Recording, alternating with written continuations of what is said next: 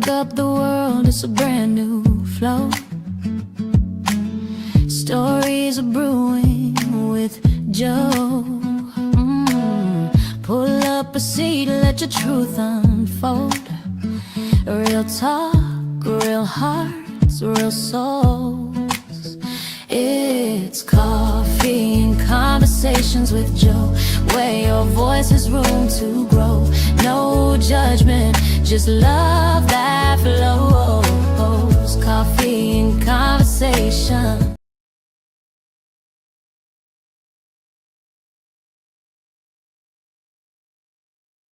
Everybody, what's going on? It is your boy Joe Lockett. Y'all know what time it is. It's Wednesday. You got your coffee? What kind of coffee you got? Tell me where you're chiming in at. I am live at the Filter Coffee Parlor this morning, and we have, of course, some of the best guests in the world. Thank you guys so much. Today, this is going to be a good one, y'all. The story today is going to be heart-touching, entrepreneur. Going to have a little bit of up, we're going to have a little bit of down. We're going to get a little bit deeper about some stuff about empowering women, right? And I'm going to show y'all some of the stuff that I do behind the scenes. I'm going to learn a little bit about a little bit of makeup. You know what I mean? Put a little makeup on today. But we're going to teach y'all how to, she's going to teach me how to do this.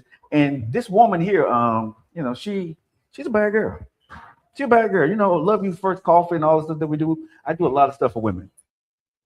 This young lady here, the name of her company is Glam. And when I met her, I understood why GLAM was on her, because she's glamorous. She's beautiful. She's intelligent. She's exciting.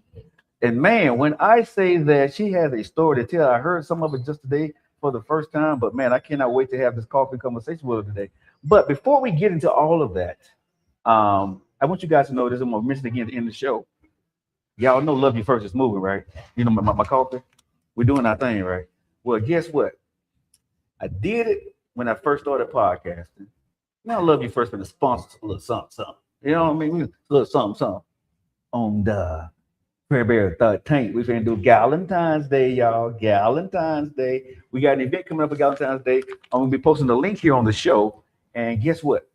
This one is free. This one is free. So when we post the link, all you guys got to do is show up. And it ain't just for single women. It's for couples too. This is for a place, you know something. I need to bring in, I'm going to do a little something different.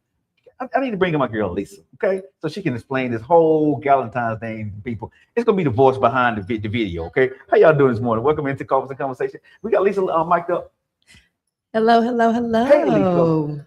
So we got this Galentine's Day event about to pop off. What we got? All right, ladies and gentlemen.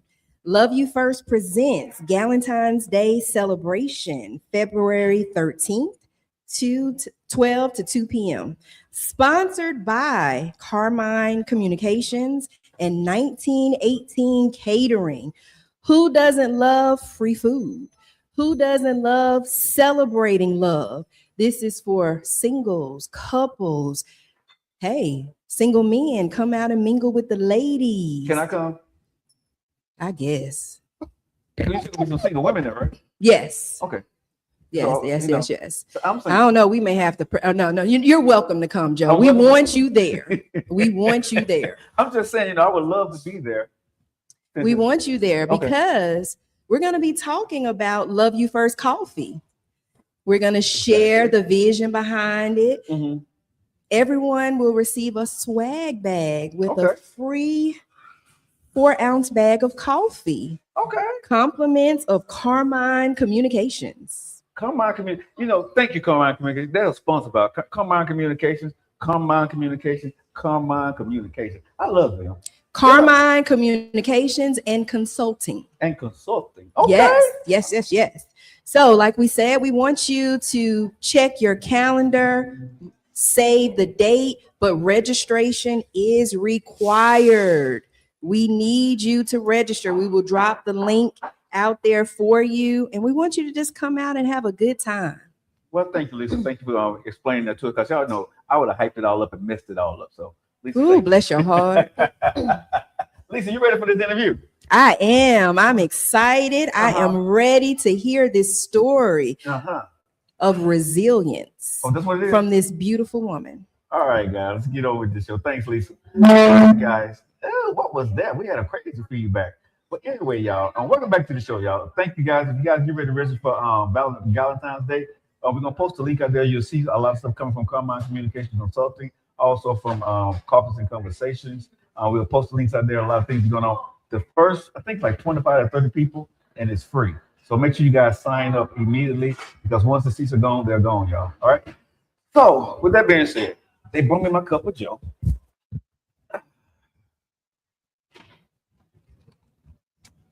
That's good. I mean, this is really good.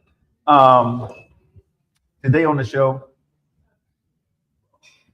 I want to talk and bring my guest on. Now, she told me a couple of things about her, y'all, and I got a lot of questions.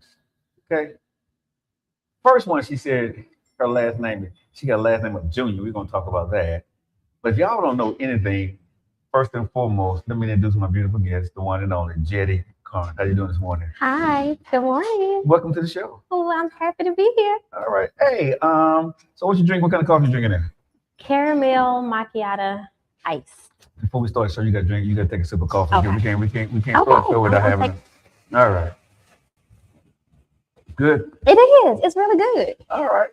So, can I call you Jay? You can. Okay, because I'm gonna mess up Jedi. I've been messing around, call you Jedi or something like that. I mean, I've been called that too. So you're fine. All right. So Jeddie, let's go here first and foremost. I know you got a company. I do. I know you're doing great things with that. Yes. But I want to kind of go back and talk about who you are as a person because there's a story behind who you are as a person. Mhm. So did you grow up here in Birmingham, Alabama? I grew up in Fairfield, Alabama. Okay. Fairfield.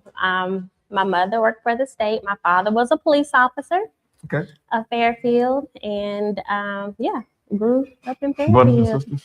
Yes, I have one brother. Actually, my brother is the mayor of Fairfield now. And I have two sisters. Okay. So it's four of us. Okay. And I'm the middle child. Okay. So mom and dad stayed together through the whole thing? Or? Yes, they did until my father passed in 2002. And I found him deceased while I was 9 months pregnant with my daughter. He died the day that she was supposed to be born. Mm-hmm. Mhm. Sorry to hear that. Yes, yes, good. So in the family, Yes. were you good in school? Not good in school? Managed in school? No, I was really good in school. Uh-huh. But I must say, I've always been told that I'm the different child. I'm the middle child. So if they go right, I always went left. I marched to the beat of my own drum, but I was always good in school. Now, I will tell you this. In high school, I don't know if everyone remember this, but it was the high school exit exam in Fairfield. Okay. And I did not pass the exit exam. So I didn't graduate on time, and I was a little bit embarrassed by that. You were slow. No, not slow. No, not slow. I just You was on that didn't. bus? No, never You was go on off the the spectrum? bus. I just didn't test well. That's what it was. My nerves would get the best of me. Mhm. And back then, we didn't have no school buses. We had the Max bus. Okay, Okay. and so But you never had the short bus. ride no short bus. But Before we get out of that, right, let me stop before I get in trouble, right? They're going to shut my screen off. there's nothing wrong with that. But no, I didn't. That No, wasn't you. Okay. no, that wasn't me. But I want to ask you this because before we even get to all this other glamorous stuff that you've done, I got a problem. What's your I problem? got a problem. What's your problem? Can you tell me your name? Jeddie D. Carnes Jr. Why are you looking at me like that? What? I'm a junior. How? My mother named me after her. I'm a junior. If y'all in this chat, I want to know right now, real talk. Do you know any woman with the last name that, I'm a junior. Okay, fellas, we get to junior, but I ain't never seen a woman with the last name of junior. So let me tell you, a woman can be the second or they can be a junior. A woman can be a woman with a last name. That's it. I ain't never heard no second. Name me somebody that got second or junior behind their name that's a woman. This woman right here, junior. Spectrum. No. No. Mm-mm. So how that came about, my mom appendix ruptured while she went into labor, and they had to do an emergency C-section on her. And they said that I was not going to make it. So they didn't really deal with me, and they was trying to work on saving my mom. But Lord and behold, I'm here. So they worked on her, and my mom told me that I projected like all this stuff out, and yeah, so she decided to name me after her, Jeddie D. Carnes You know, you're Jr. my homegirl now. I'm gonna tell you what. Why? Right? 'Cause I'm a C baby, You are. and I'm a junior. See, something coming. Yeah, but I graduated. Though. Now wait, hold on now, Joe. Joe. The first time. Okay. I didn't get held back. See, See, that's no, what we the different. thing is, I didn't get held back. I just couldn't walk, and I had to go back in June and just take the math part of it, and then I got my diploma, and I went off Say, I do to all this. yeah. Yeah. But You see, know, everybody I got a floated different on road. through. I floated on through that, right? You know what? So this goes on to say, if y'all just liking it right now, we got the one and only founder of Glam. She's in the building. Y'all having a coffee and conversation with your boy. I wanted to go here because since you didn't, you had to go back and you did not walk. Yeah, I did not walk. You didn't walk out that stay with your friends, and so that means you didn't go to college. I did go to college. I How? did. You had to pay for it. What do you mean? You got scholarship. You didn't get no scholarship. Not with them grades. No. My grades were good. I made the AB honor roll. I just didn't test well. Okay, I did. no, something messing up. No, Jeddie, come on now. I'm for real. How you gonna be on an AB honor roll because you got to take a Sometimes test? I was on the AB honor roll. Sometimes. Shit, the two same Yeah, today. I'm So you gonna always be change true them and grades? authentic. So you changed them grades? No, I ain't know how to do it. I was too scary to do stuff like that. Uh-huh. Too scary. Uh-huh. I was a talker in school, but I just didn't test well. That's all it was. That's it. And, was it hard? Yeah, it was hard, but I wouldn't change my path. Fairfield, I'm sorry? in Fairfield High School. In Fairfield were High hard. School. For me to take the exit exam, yeah. At that time, what, 15, 16? What year you graduated? No, let's say this. What year you didn't walk? I graduated. So I finished in 98. I'm class of 98. Oh man, they were throwing people. They were throwing degrees at folks back then. No, they was Yes, not. they were. No, they was not. Listen. No, What school did you go to? I went to West End, graduated from minor. That's why. You know what? My aunt used to But hold on, teach at West End. I graduated from minor. Or you graduated from I minor. graduated from What minor. year did you go to West End? 86, 87. Because you're older. Okay, so my auntie used to teach at West End. Who your teacher? Who my your teacher? auntie, Pearlie Price. Miss Price, I think I know her. That's my aunt. Yeah, Coach Akon and all those people. I don't know them. I just know my aunt. Yeah. I don't think I took Hey, my auntie. classes. Hey, auntie, how you doing? Auntie, you good? I never took a class though. Yeah. But I graduated in '88. I graduated from minor high school. Oh, I was just 8 years old. Yeah, exactly. It's like that commercial, when Kevin Hart was interviewing on Don Q, and you're like, how old you is? 55. Damn. You want to go ahead and reenact that? How old I am? How old are you? 55. Damn. Really? I mean, you said was gonna reenact, so that's what I did. But that's what John Cena did. He messed it stuff up. I mean, hey. That's what he did. If y'all just like it, we had to fill the coffee parlor, and I'm having a coffee conversation with my girl Jay. I'm here this morning, and we actually kind of going back with her a little bit, finding out that she y'all go back and watch the interview, huh? You was on Spectrum, yeah. I was not on no spectrum. Just didn't test well. That was it. So how did you do in college? I did well in college. Because I you went started to testing Mount. well after high school. Started testing well. I mean, I went to Miles College. Okay. Go Bears. I went to Miles, and I did take the exit exam at Miles, and I passed on the first try. Okay. So you got better? yeah, I mean, I just learned how to study and for how I need to learn. That's it. I'm not on the spectrum. I just didn't test well. That's it. American, 12 years. Uh-huh. You find out on your 12th year you don't test well. I mean, I didn't test well. It's a lot of people out here in the world that don't test well. They're extremely smart. Okay. So I'm very intelligent. So did you go when you went to Miles College? You went to Miles College all the way through? I did. Okay. I went to Miles all the way through, and I finished in 05, but Miles only has like one graduation. So I walked in 06. Okay. So let me ask you this here. Yeah. What did you major in? Political science with a minor in criminal justice. What the supposed to mean? You said it was so political science. I'm smart, Joe. I mean, I am.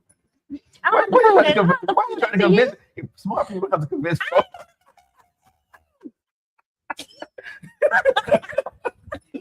You working hard over here. Working hard. Mm-mm. So how was it going to Mouse House? How was it? It was pretty good. I mean, I was a single parent, so What was I it? would do When did things. when you get pregnant? I mean, I know my daughter was born in 2002, so I was pregnant my freshman year Okay. at Miles, and Okay. then I stopped. Mhm. I took like a couple of semesters off because I didn't want to go to school and be pregnant. I didn't know how that was going to, look or whatever. And I'm kind of happy that I did because while I was pregnant, my father, God rest his soul, was amazing father. And so I found him dead while I was on my break. And I was 9 months pregnant with my daughter. So Gotcha. I started back at Miles after I gave birth to her. And all jokes aside, condolences to your family. Oh, thank you. Thank We you. have fun on the show, but but Wow. that right there. But here, I want to talk about this here. So you're a freshman in college. Yes. You find out that your father's no longer here. Mhm. You're pregnant. Mhm. And for women listening to this right here, because once they hear the rest of your story, they were like, man, she did all of this, but they don't understand what you went through to get to that part there. Mhm. So when you got pregnant with your daughter, Yes. right? What was the thought there? Did you feel that you had messed up your life? Yes, I did. So. And be careful because this is your kids can see it. So I don't want your kids to be like, Oh no. Okay. No. Okay. I love my children. I thank God that God chose me to be their parents. I mean, their I don't know mother. why mama say that, but go ahead. I know she was looking at God like, bruh. Lord Jesus. But yeah, I'm grateful for that. But being a single parent, I just, like I said, found my father, deceased. He died the day that my daughter was supposed to be born. Right. That was a lot to navigate for me. So I thought I was a failure, to be honest with you, because both of my parents, they were married to each other before they had children. So I tried to mirror that. But of course, that did not work out the way that I wanted it to work out. But, what I tell my daughter to this day is it doesn't matter how you start, it's just how you finish. Okay. And so I carry that with me with everything that I do. What's your daughter's name? Me, Asia. Man, y'all got some names. Ooh, good God. Okay, me, Asia. Mm-hmm. So when you told the father, Mm-hmm. the baby's dad, Yes. that you were pregnant with his child, Yes. I'm thinking about 19 years old at the time, 19, 20? 20. 20 years old? Mm-hmm. How did that go? It didn't go well. I thought that my daughter was baby number 2, but yes, he told me that this was his second child, one with a previous lady. But you already knew. I knew about the first child, okay. and I thought my daughter was the second child. And as I gave birth and found out that my daughter was number 7. Okay. Yeah, she was number 7. How long had you dated? Maybe a year. I think maybe a year. He just lied. It was a lot of lying. Okay. A lot of lying. Question, since you don't have to answer if you don't want. No, I will. So women find stuff out later about the man, right? We do.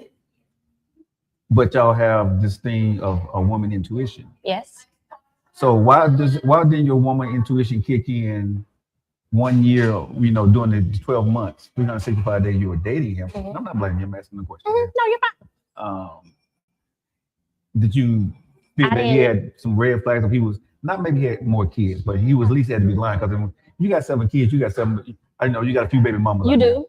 You do. Y'all never had no issues at all within that year? No. So let me tell you, I didn't know at 20, you don't know about your women's intuition. You don't know about any of that. And you really don't know about red flags, to be honest with you. I'm just out here moving and grooving. That's me, to be honest with you. And plus, like after me losing the first love of my life, well, my dad was still living, while I was pregnant, but I didn't know until one day I had to been maybe 7.5 months pregnant, maybe 8, roughly around there. And I was at his house in Bessemer. And one of my classmates knocked on the door. And that's when I started putting 2 and 2 together. Then that he was. So you messed with some of your friends? No, this person was not my friend. She was just my classmate. Okay. And I knew then that he was a serial cheater. Okay. And also, I found out later after my father passed, since he was a police officer, my dad did a whole background check on him. And I didn't find that out until later. So everything started coming to me afterwards. So I guess it goes to say that you didn't get married to him. No, never been married. So how was their relationship with him? With him? Yeah. Non-existent. So pretty much wasn't in your child's life at all? Not at all. So that had to be tough for you going through that. It was, but I'm grateful for the family and the village that I have. Did his family help you? No. Not at all? Not at all. Did he ever see your child? He saw her, of course, when she was born and when she was 2. And that's it. So how old is your daughter now? She is 23, be 24 in May. Okay. Does she ever talk about, I want to see my dad? Absolutely. Now she has her senior year, she went to Hoover High School. Okay. One of her siblings reached out to her on Facebook, and she did meet all of her siblings. Oh, wow. She did. And I let her make that choice for her to meet her siblings. Okay. I never talked bad about her father at all. Okay. And she made that choice. And from what she told me, that all her siblings said that she was the one who made it out. She was the one, like she was going off to college. She went to Tennessee State University and have a really good life. If it wasn't for my family to help me with my daughter, then I don't know where I would be, to be honest with you. Shout out to your family. Yeah, so she was the one, they said she was the one who made it out. Now, what he did with the other 6 of his kids, I don't know. Gotcha. But pertaining to my daughter, Okay. So going through college, having a baby, baby daddy, none present. But you had great family support. I did. So once you got back in there, you went back to school and got all that stuff. Yeah, my mom, my brother, my sisters, like extended family. Like I had the best village. So how many years did you do college? 4, 5? I did 4 years. 4 years? Okay. So that means your daughter been about 4 years old, 3, 4 years old? Yeah, rough around that time. Okay.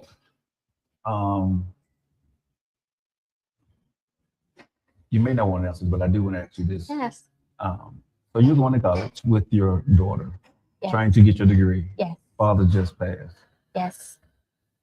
I know it's tough to get through school, but I want to go here. Was it tough for you did you want to date anymore after having a father that was not in your child's life during college times, or did you just go through college and raise your daughter? So I wanted to date, and this is why. Because, like I said, after I found my father dead, I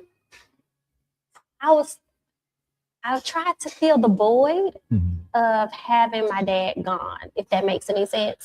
So I just started, even though I had my daughter, I just started dating, just dating. Yeah, just to fill the void. Like some people may do shopping, which I did that too. But some people may do like shopping, or they may do this. I just started dating to try to fill that void of that loneliness of me being pregnant and finding my father. That is a lot. And I didn't do therapy. I was ashamed to do therapy. I blamed myself for a very long time for my father's death. I really did. I thought it was my fault, to be honest with you. And so I just started dating like different guys, just dating, just trying to find love. That's it.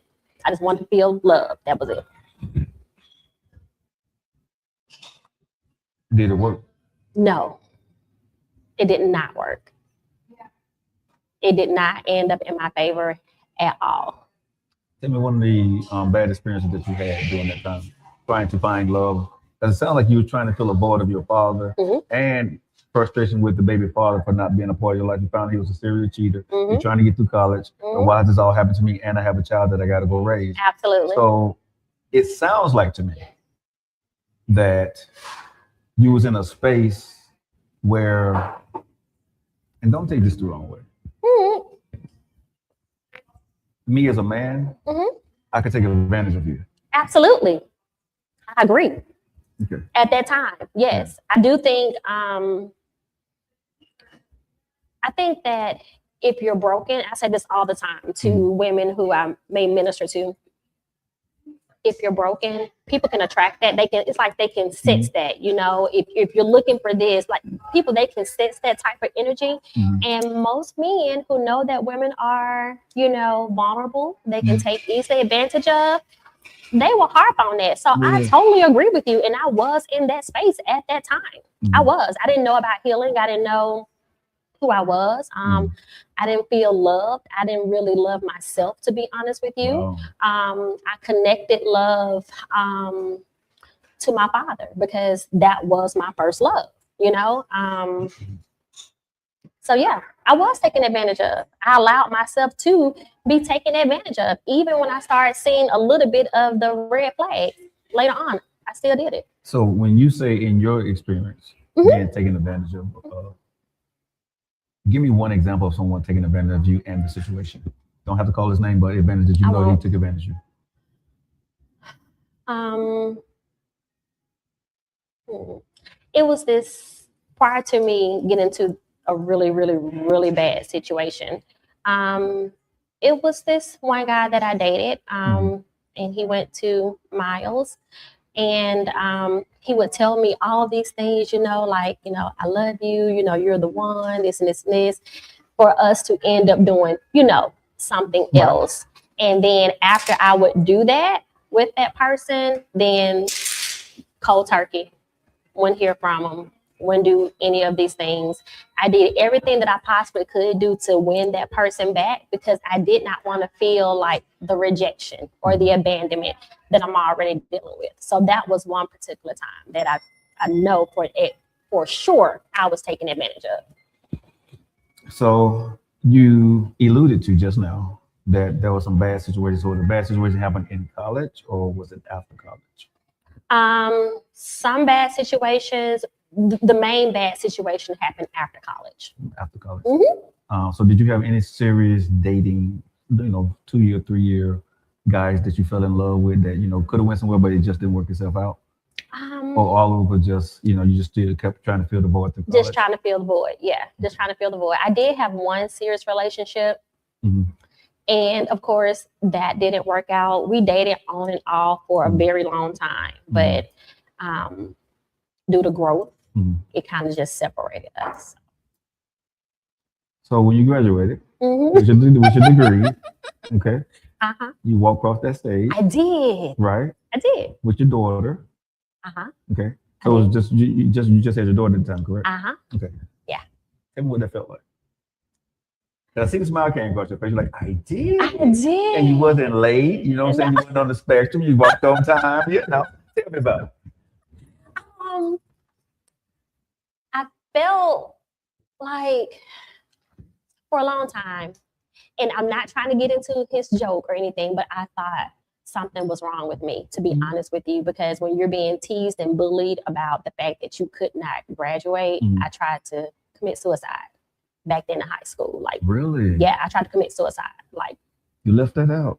Yeah. Well, we didn't. Yeah. Right. And then we have to say unalived. I'm sorry, unalive. Yeah. Wow. I do apologize. So, but I felt accomplished. I felt smart. Even though that happened to me in high school, even though I knew I was smart, I felt like I wasn't smart. You did it. Right. So I felt smart. I felt accomplished. I felt, man, my daughter and my mom, and I know my dad, like, they're proud of me. So yeah, it was a really good feeling.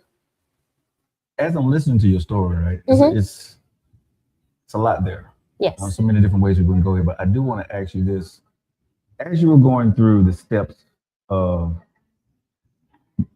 college, daughter, father, not feeling a part of, who got you through that? I know your mom was there. Did you have a mentor? Were you reading? Were you going to church?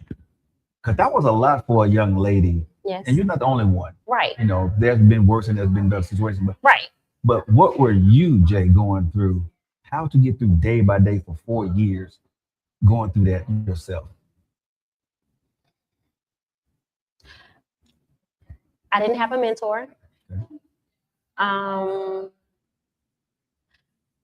In my opinion, from what I saw, my mom was grieving. Like, she was married to her husband for over 20 something years, right? And so I wasn't very comfortable talking about the issues that I was facing to her or to anybody, because I didn't think no one would understand. Not even your sisters and brothers? Like, they were grieving and going through their own thing as well. They picked up on a lot of things because my behaviors changed. I wasn't the same Jeddie that they knew prior to. I think my brother saw it more so. He saw me spiraling out, and that was a cry for help. I did try to do therapy at the Athelia Center, I believe, or Amelia Center. And when she was trying to get me to talk, I left out. And so I turned into shopping, started doing a lot of shopping, and I just suppressed everything. I didn't really talk about it at all. Until I got much older, I started to talk about it, unpack everything. Thank you for sharing that. Yeah. After graduation, beautiful daughter. I know you had to look at when you got your degree, you look at your daughter, you had to feel the confidence. I did. Like, you know, baby girl, your mama did this. I'm gonna be this mom for you too, right? I did. What was the goals after graduation of college? To go back to school, and this is why. I could have just done my 4 years at Miles College, but I had a family member, won't say their name, told me that I wasn't the smartest. So I went and got my master's. To prove to them that I'm smart. And I also went to law school. Okay. So you got off that short bus and put the helmet down on my head? Who you telling? Let me go ahead and drink on that one right there. Nephew just keeps shaking his head. It's okay, nephew. I promise you. So when you graduated, what job did you want to go to? I know you said you went back to school, but you had to work during that time too. So I did. So I started doing insurance with Allstate Insurance Company. And I was there for 13 and a half years with Allstate Insurance Company, just working auto claims, bodily injury, so that was medical payments. That was a steady income that you had. Yeah, absolutely. So you were working and then going to college. Got it. Yes. So during that time, after college, dating, you said you've never been married. Never been married. And you said you have 2 kids. I do. So when do we get that second one? 7 years. My kids are 7 years apart. So my son was born in 2009. So the guy that I said that I was dating on and off. That was him. Yeah. That was the one that you just couldn't let go. Or he couldn't let you go. I don't think we could let each other go. We all got that one. What the other reasons, right? Ain't nobody watching. Girl, go on, tell me your story. Just don't tell me his name. Okay? Right. No. He was the love of my life. He at that time, he was. Yeah. And so, we had a lot of ups and downs. Did I say that looking for? Yeah. A lot of, we had like a lot of ups and downs. Right. A lot of ups and downs. And we just decided it wasn't going to work. It wasn't going to work. He was you did get him, and he was the father of your. Okay. All right. Yeah. So was this where you said the bad situation happened after? The bad college? situation happened after college. It happened My daughter was in the 4th grade at that time. She attended Phillips Academy. And when I got into my bad situation, this was when the guy and I, who was really good to me at that time, we took like a break. Like we were done with each other. So the baby's father you're talking about? Okay. We took a break. Took a break. Okay. And so what I did was to fill that void again of abandonment, rejection, and the full of love, I started dating this guy. And my son was just in preschool at that time. So he was in, daycare. He was in daycare at the YWCA. Jeddie. Huh? Yeah. And so, It's too early. Yeah. Go ahead. Yeah. So I went to how I met him. I went to this party at Tide and Tiger, not across the street from Legion Field, I think. And I met him, attractive young man, very attractive. But we started dating each other. Everything was going good at first, to be honest with you. Like, it always does. Like no red flags, no nothing. Even my mom was like, I think this gonna be the one who you gonna marry because your kids need a father, right? You completely left the baby dad alone. Okay. Yeah, I left him alone. And so we started dating, the guy and I, and it started to move really fast, meaning that he moved in with me within maybe 3.5 weeks of us dating. And I thought that was okay. I didn't think nothing was wrong with that because here I am in my head. I want to make this one stay. Like, I'm not going to feel abandoned, rejected, or anything, right? So he moved in with me, and things were going good for a minute until he started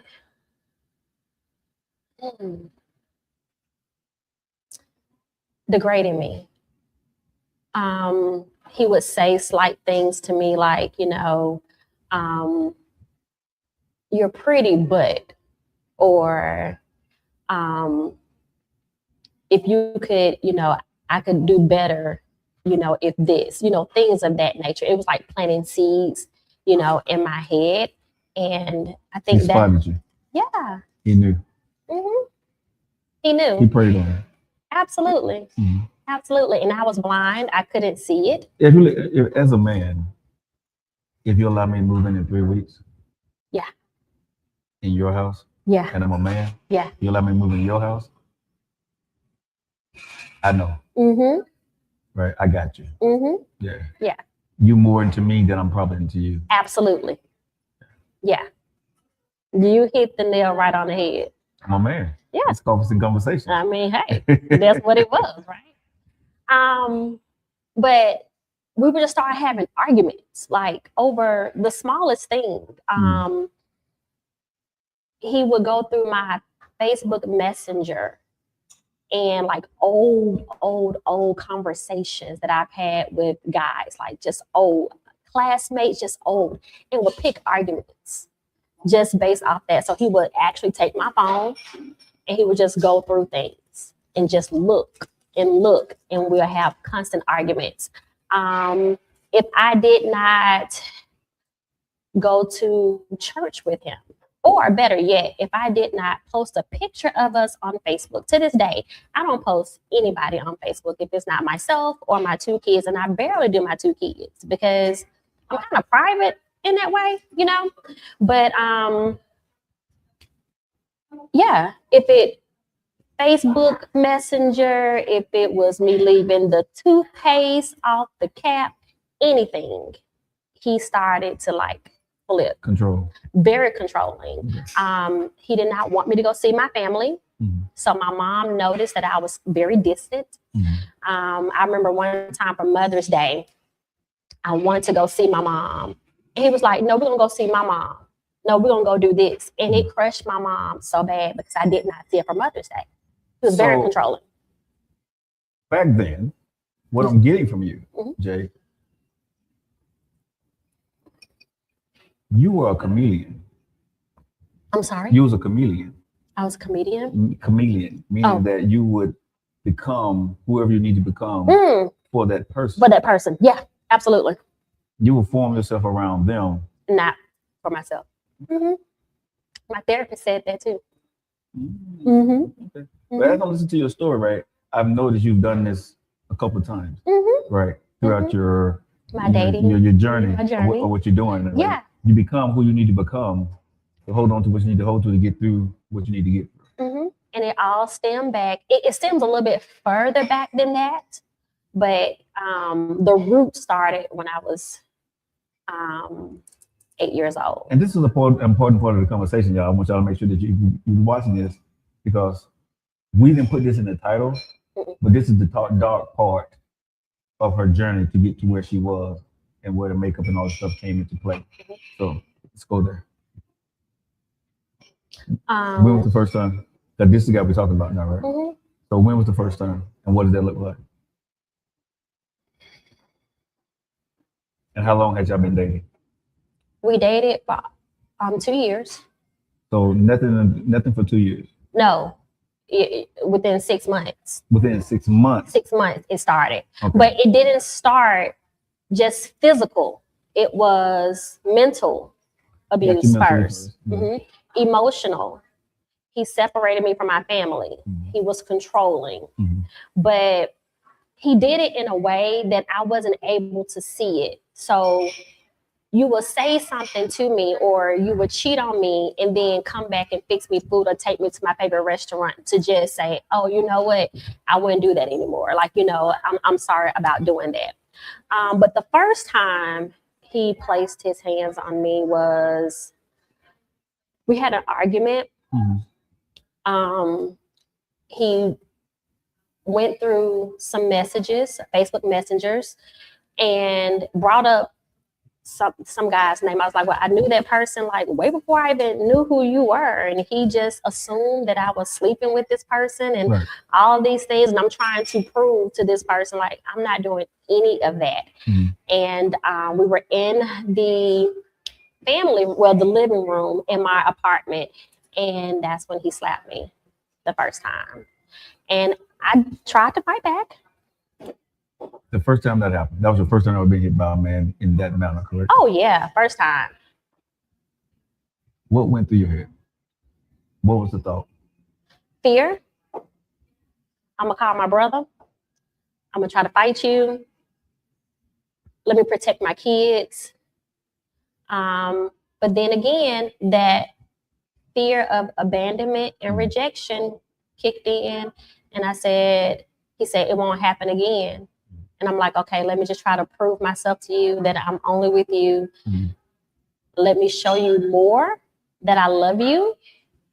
And so that mode kicked in. I just started trying really hard. So I would not get hit again.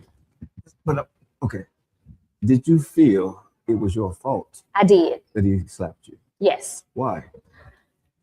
Because maybe if I would have never talked to that guy years before I knew him, maybe if I would have just deleted all the messages, I mean, it's my Facebook, I wouldn't think no one would actually go through my stuff, to just and look for stuff. We haven't talked in years. So I did feel like it was my fault. He made me feel it was my fault. Okay. What was the second time? Ooh. The second time, I wanted to go. We went to his mother's house, and mind you, I did talk to his mother about it, and his mother told me to just hang in there because you'll reap some really good benefits from it. Benefits? He's living in your house. I understand. How can I say it? He was. His parents were very well known. I would say that. And he was part of, he was in the Army. So she was just telling me I would reap really good benefits, if I stayed. Okay. Yeah. Did you tell your parents? I did not tell my mom because at that point he separated us, he made me distant. So I would tell my mom like certain But you things. didn't tell Like her that. I wouldn't tell her that because You I tell your didn't. brother? No, my brother caught on. My brother caught on. My brother actually, I don't know if I. My brother caught on. Yeah. Yeah. Then we had to go do with the brother. He went to the end of the earth for me. Yes, he did. He did. Second time. Yeah, You said so- you was about to go out. And, Yeah. So we were leaving his parents' house, Mhm. and I had my 2 kids in the car with me, and I let him drive my car. And we were going down Highway 150, passing by Walmart. And he asked me, you know, what I was going to do later on. And I said, I'm going to go get my taxes done. He wanted to go with me to get my taxes done. I was like, no, I don't want you to go with me to go get my taxes done. And he started punching the steering wheel. And so I calmed him down from doing that. And we made it home. And my kids, they wanted to come with me, but I knew it would take so long for me to get my taxes done. So I was like, you know what, Matthew and Miege, y'all just stay here. I know. Just stay here. And I was going to go drop off my taxes and, try to come back. But I wound up staying. That was bad judgment on my part. Okay. It was, And when I got back home, I wasn't gone that long, maybe an hour. When I came into the walkway into my apartments, it's a what is it called? A light fixture right above. So the light wouldn't come on. So normally I come in, I turn on the light, and the first door is like to my kids' room. Mhm. And they were just sitting there in their room, and I was like, are you guys okay? And my daughter was like, yes, ma'am. But she wouldn't look at me. She wouldn't look at me at all. So I'm walking through, and he's sitting there in the living room with no lights on. And he was like, you went to go sleep with him, did you? And I said, huh? And I'm like, what are you talking about? I said, I went to go drop off, for my taxes. That's what I went to go do. And I went into my room, and on my dresser, it was my dad's lamp. That's the only thing that I had left of my daddy. And my dad's corsage I had. And Nephew. ooh. Pull it together, Jeddie. And so I was in my room, Mhm. and he came in there. He was just fussing, and he was like, "You went to go, sleep with another guy." I'm like, "No, I didn't. I didn't do that." I said, "We can call my tax person." Thank you. I said, "We can call my tax person right now, and she would tell you where I was." Mhm. So I called her, got her on the phone, and she told him. She was like, no, she was with me. She dropped off her taxes. I asked her a few questions, and she came on back home. And he threw everything off of my dresser, broke my dad's lamp, and then he just jumped on me, and I was on the bed, and he was just punching me. Why the kids was there? And I later found out that same day he hit my kids. And to this day, that still tears me up. Because as a mother, it's my job to protect my kids. And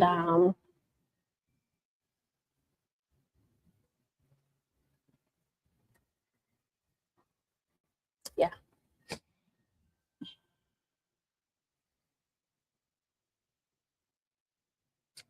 After that, what did you do? I fought back. I got my kids. Mhm. I locked us in their room. I did call the police. At that time, I live in Hoover, but if you're from Hoover, then like some ends or the back end of Hoover is like Birmingham, and the front end part is Hoover. So Birmingham came, and he left. He left. So I locked us in from the bathroom to their room, so he couldn't go through the bathroom to get into their room. So I locked the doors, and I called the police, and they came. At that point, he got smart because he started hitting me like below. Wait a minute. So You like stayed? I stayed because he apologized, and I still wanted my kids to have a father in their lives. So I stayed.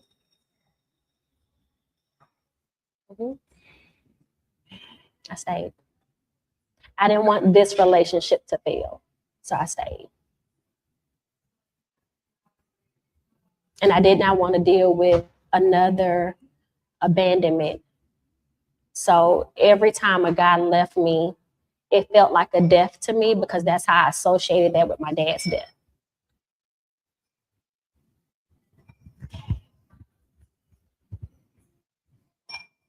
So please answer this for me. Yeah. I know that this is stuff for you to talk about, and I thank you for sharing it here on Coffee and Conversation with us today. But Jay, you had 2 kids. Did. You saw what this man had did to you. At the time, you didn't know what he did to your kids, but you saw what he did to you in front of your kids. I know this is probably a facetious question to ask you. I probably been asked that. Why did you stay knowing what this man would do to you that's not the father of your kids in front of your kids? I mean, I understand you was broken, but what about your kids? And you as a mom, now, I'm not judging or asking. No, you're fine. I don't take this judgment at all. What was going through your mind as a mother, knowing that your kids, knowing what he did, knowing that their mom is staying with this guy that's not their dad, and he's doing it to their mom? As a mom, I'm asking you, what were you thinking about that time? At that time, honestly, I thought about myself. I thought about if I can love him through this, because we had good moments. And now that I look back on it, what was a good moment for you at that time? A good moment for us was all of us playing like family games together. Him teaching my son how to ride a bike. Him teaching my son how to tie his shoe. He would pick up my kids for me when I couldn't because I was working. So I thought about those. So it wasn't just he came in and bam, bam, bam. It was good times and bad. So it kind of, my judgment wasn't the best. And I was truly focused on, you know, if I can love him through this, I don't have to go through another relationship. Maybe he would change. So that was my thought process at that time. Gotcha. And I know it looks bad. It does. No, it's bad, Jay. It's bad. It's not bad. It's don't look. It's bad. It's bad. But I don't know. That was just my thought process at that time. It was, like to be honest with you. On this show, we listen and we don't judge. Yeah. It was. And then you said after that he started hitting you below. So this become more frequent now? It became frequent. So at this time, I left Allstate and I started working at another insurance company, which is Progressive Insurance Company. And he started doing pop-ups, you know, at my job to see if I was really there. He knew that I had to be in court, or I had to do like mediation. Yeah. So it's not like you was afraid of him. Yes, at this time I was. Yeah. And you was afraid to leave? I was. Okay. So I no longer loved him. I was fearful at that time. And you didn't know how to leave? Didn't know how to. I didn't have an escape plan. I didn't know what to do. Right. I didn't know who I could talk to without feeling judged or anything like that. So yeah, it was fear. So how long did you stay in an abusive relationship? Almost 2 years. Almost 2 years. During this time when you were being abused, was he always just did it at the house? Was it in the car? Was it outside? No, it was always at home. So where no one could see you? Correct. So did he leave bruises on you? He did. Tell me something. I had a bruise on my face. He hit you in the face? That's very unusual for some people. Yeah, he did hit me in my face. Okay. Open hand, fist? I'm sorry? Open hand or fist? Open hand. Open hand. He slapped me a couple of times. I had bruises on my arms, on my legs. He would beat you? Yeah, he would hit Like- me. Yeah, like punch me. Yeah, he would hit me. And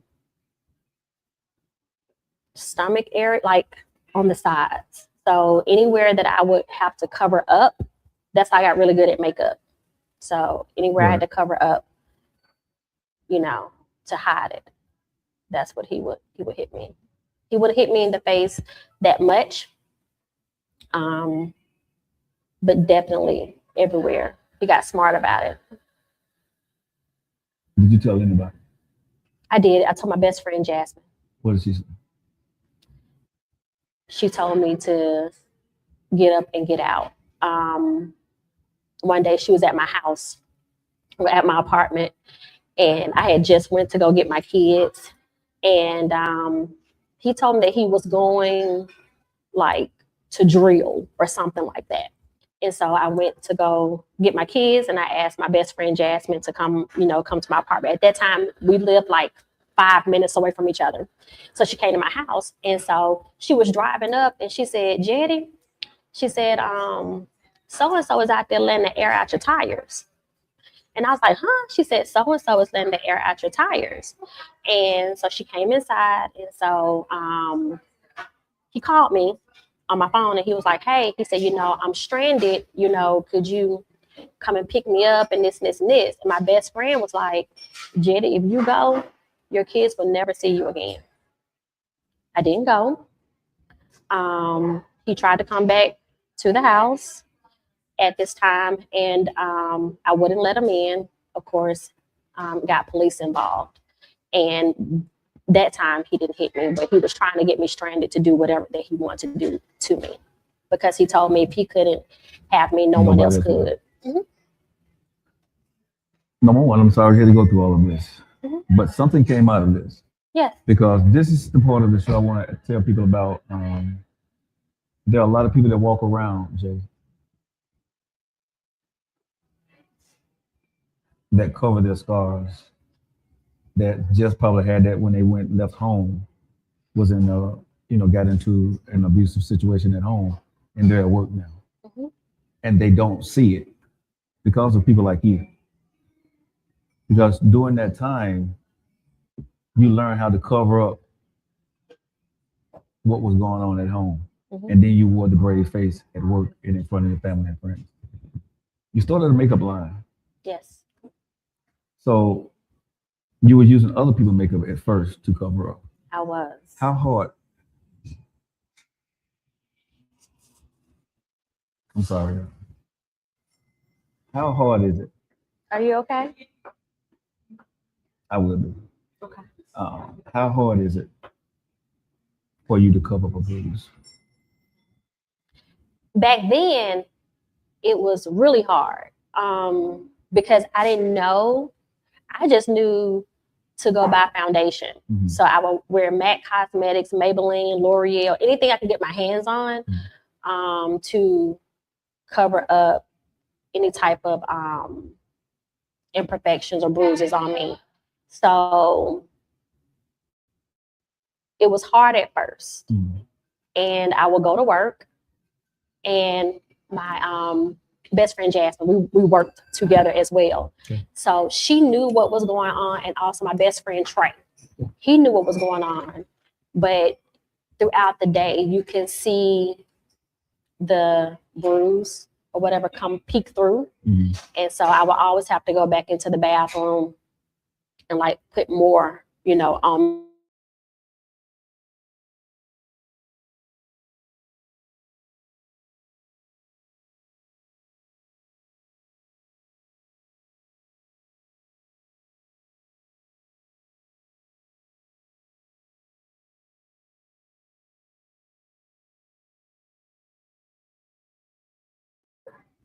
Especially around here.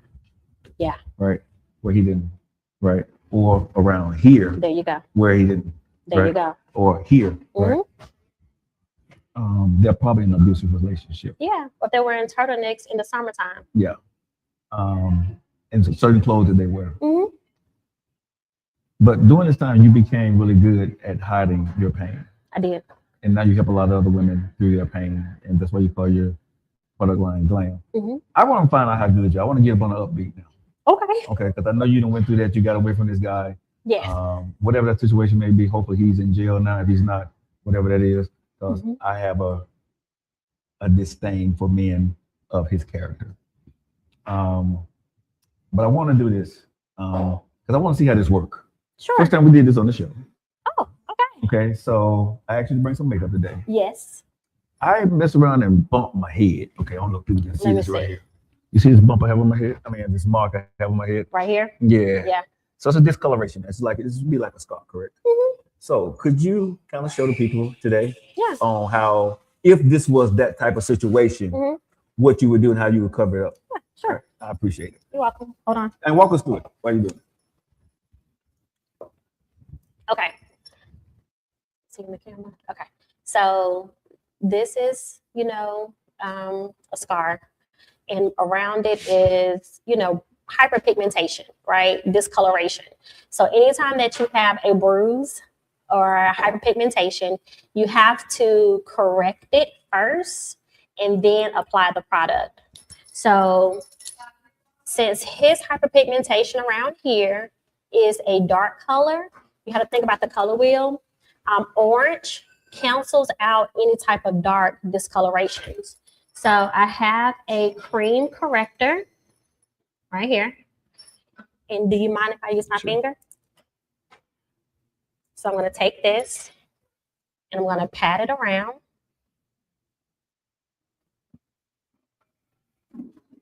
You have to correct it first.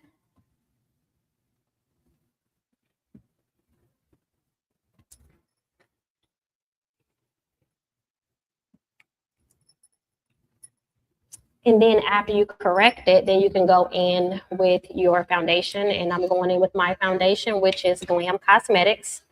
And I'm using a Morphe M536 brush.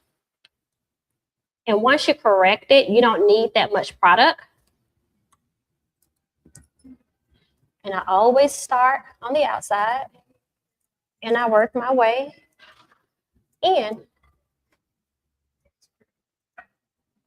Crazy, right? It's gone. It's gone. It's gone? Yeah, you can't see it. Nephew niece is gone? Now, I will say this about my products is I have a built-in corrector in it because I wanted to be able to get to women who don't know all of these steps. You don't know to correct or conceal. You don't know to do these things. So my foundation has a proponent in it that you don't have to do that. But I just wanted to show you how it can be done. And if people want to reach you and get your products, where can they find them at? They can find it at www.glamcosmetics.com. Gone. Well, I don't know what it looks like, y'all, but according to y'all, it's gone. So Yeah, it's gone. my producer said I'm still ugly, but it's gone, y'all. So how did that process for you? Because for me, it was just an accident that I had. Mhm. Let me back up. Mhm. Thank you so much for sharing your story with me today. Oh, you're Give me welcome. that. Thank you so much for sharing your story with me.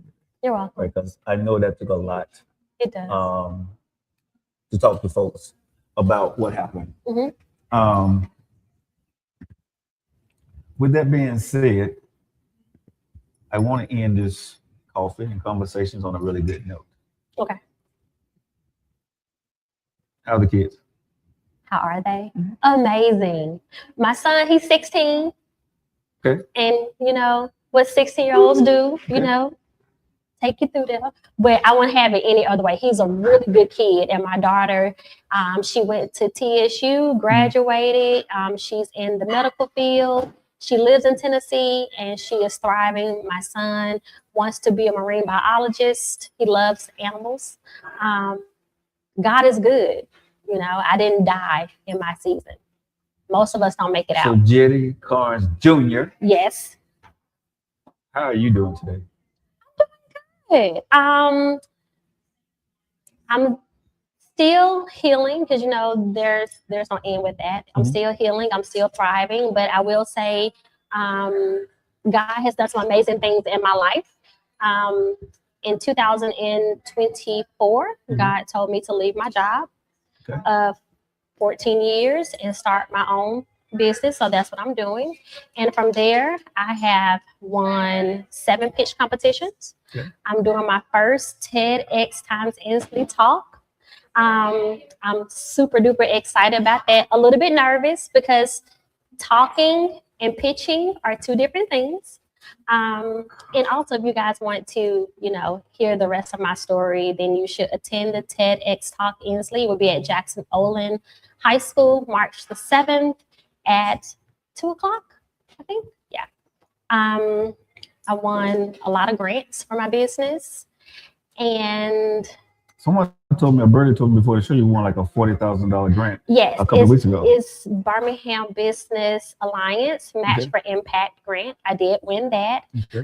I just also I'm part of Goldman Sachs 100 Black Women Business cohort. Spring of 2026, I will be in New York for quite some time, and I also have to pitch to them my business. Oh my God, what else? So many great things that is coming on. I have the love of my life. I healed. I was going to ask you that because I know a lot of people now saying, you know, they had some bad stuff. I did. So, are we dating? I am dating. Wait a minute. What's this smile about? What's this smile about? I am dating. I took 6 years off from dating, and I truly accepted God into my life. I truly worked on myself, did a lot of healing, kind of figured out what the root problem was, pulled that root. And so, yeah, I'm happy. It'll be 2 years in April. And he came by surprise. Like God told me to write down what I want in a husband. And I was going based on looks. Wait a minute. What? A who? Yes. So God told me to write down what I want in my husband. Okay. And that was the same year I left my job. And so I wrote down in February what I wanted in my husband. Now I was going off looks. I was like, you got to be tall, this and this and this. And he's tall. But, you know, all these things. And God said, no, write it from the heart. So I went back and I wrote it down from the heart and I put it in Habakkuk. And I met my boyfriend in April. And he has been everything that I prayed for. Well, congratulations. Thank you. I hope everything continues to work out for you. Yes. Before you get out there, I got a couple of things that I always ask my guests this. Yeah. Tell me something you fear. Something that I fear? Ooh.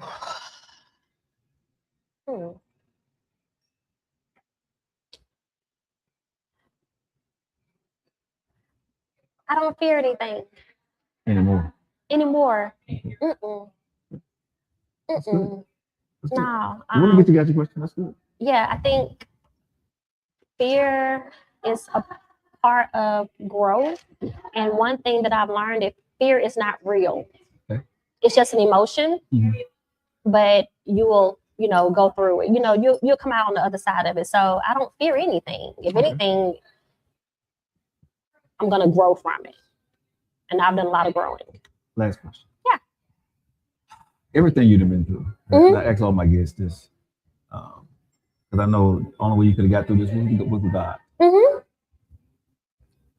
I want to know, Jay. Yes. How does God talk to you? Is it through a voice? Is it through a sound? Is it through an emotion? Is it through reoccurrence? How does he talk to you? I'm a seer. So he talks to me in dreams and visions. Remember earlier, you and I, we were talking about like, where do you want to see this going? Like God showed me a vision of what you're doing. So he talks to me in dreams and visions.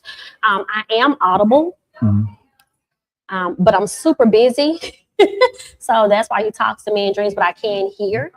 Or sometimes I would get like a unction, like he'll tell me to read a verse, you know, or things of that nature. But if it's audible, he's going to line it up into something that I can actually see. because I need to see things to know that that is him. I don't make any moves, no decisions without his blessing at all. And I'm going to always get confirmation via dream or me seeing it. I love it. Well, Jay, grab that coffee. Thank you so much for having Thank you for conversation with having your me. boys. I had fun. Is there anything that you'd like to tell my audience about your business, where they can find you? Yes. You got coming up. The camera's right here. Just look straight in that camera right there. Right here. Yeah. Okay. Yes, so as I stated before, my name is Jeddie Carnes. I'm the proud owner and founder of Glam Cosmetics. I created Glam Cosmetics for women of restoration who have been in abusive relationships and women on the go. All of my products are vegan, paraben, and cruelty-free. I have on my lipsticks where you can Go ahead and pull eat. them on this so they can see it. Yes. My lipsticks where you can eat, drink, and kiss, and it won't come off. So you can eat all the greasy food and it won't move at all. I'm coming out with my self-setting foundations, but these are my bulletproof foundations, and it will cover any type of hyperpigmentation, or if you're having a rough day, it will cover that up for you as well. As I said before, you can visit my website at www.glam.cosmetics.com, and you can follow me on all social media, TikTok, Facebook, Instagram. I'm there, and I would love to connect with you, and I would love for you to become a glam girl. That's why I call my girls glam girls. What am I? A glam guy. All right, guys. Yeah. Thank you to Jay for coming by. I want to tell you guys thank you so much. I hope you guys enjoyed this conversation. Make sure that you guys know that we got a Galentine's Day event coming up on the 13th. Okay, we want to thank our sponsors, Carmine Communications. So you got something else you want to add? Yeah, and don't forget to come see us at TED Talk times Inslee, March the 7th, and hear all of our stories. Yes, come and watch us. All right. She done brought my mother-in-law. I'm sorry. Please forgive me. No, you good, Mom. You good. Hey, y'all. Thank y'all guys so much, man. I hope you enjoyed this conversation. Make sure you guys share the video out there. And then also when we put our reels out there, make sure you guys share those things. Make sure you like all our products. And Jay, we're going to ask you today to make sure that you make a donation to Love You First Coffee. Absolutely, I will. Y'all know the one and only your boy. Thank you, Business Journal, for featuring your boy for, doing this coffee thing out there. Thank you guys so much. That is a huge accomplishment. And thank you guys, everybody out there on social media who reached out to me and said thank you and congratulated me on starting my own coffee brand. Yes. And yes, I do have my own coffee brand. It's Love You First, all right? And our first event is coming up, Galentine's, July the 13th. Let me go to my radio voice. July the 13th. 1918 over there on July 13th. What time is it going to be, Lisa? 12 p.m. to 2 p.m. You guys stay locked in, right? Come out there and join us. It's a free event sponsored by the one and only 1918 and Carmine Communication. All right, guys, until next week, we'll see you guys. You know how I feel about you, right? I love you.